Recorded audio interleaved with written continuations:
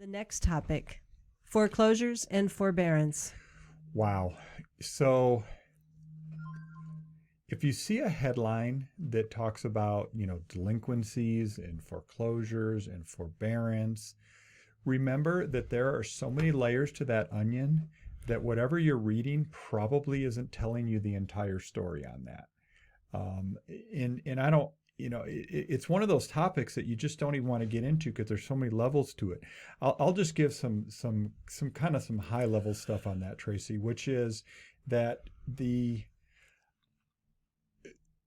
all the experts, nobody is saying that we're going to have a foreclosure crisis or a flood of foreclosures that drive down home prices in 2021.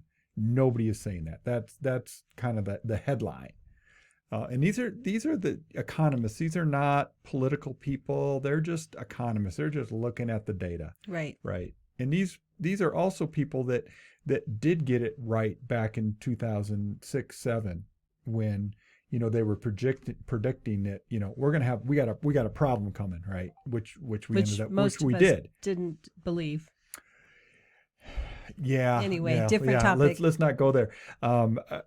Just a couple high-level reasons why is embedded home equity is at just historic all-time highs, which means if people are forced to sell, they're not necessarily going to be underwater, meaning they're going to just sell. They're not going to just give it back to the bank. And that's what happened in 2008, 9, 10, is so many people were upside down on their mortgages that they couldn't afford to sell. So they just handed back the keys and said, I'm done. So that was so smart. You embedded home equity. I was like sitting here going, wow. Am I recording this? Wait, you said were I'm very really smart. That sounded so good. Oh, good, good. So, the analogy, you buy a new car and a few years later you're still paying on it and you go and you want to sell it. Mm-hmm. Sometimes what you owe on it is higher than what you owe, right? Yeah.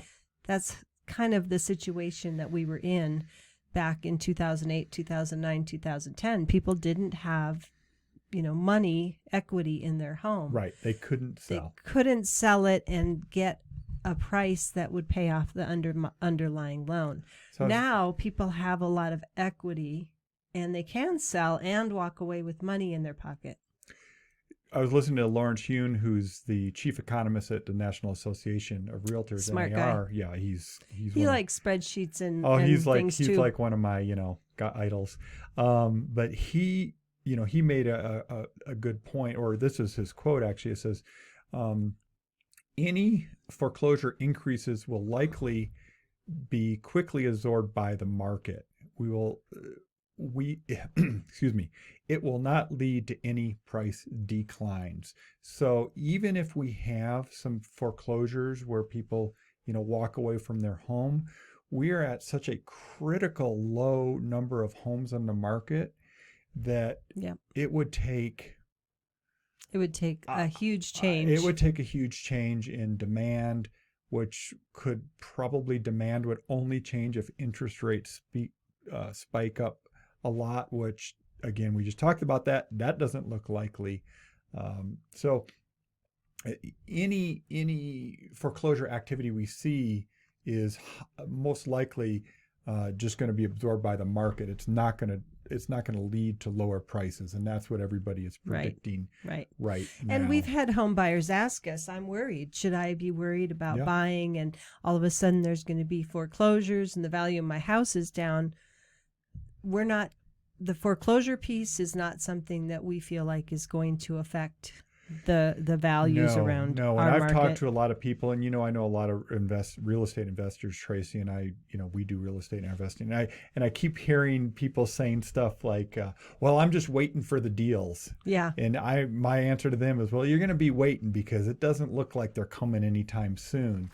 And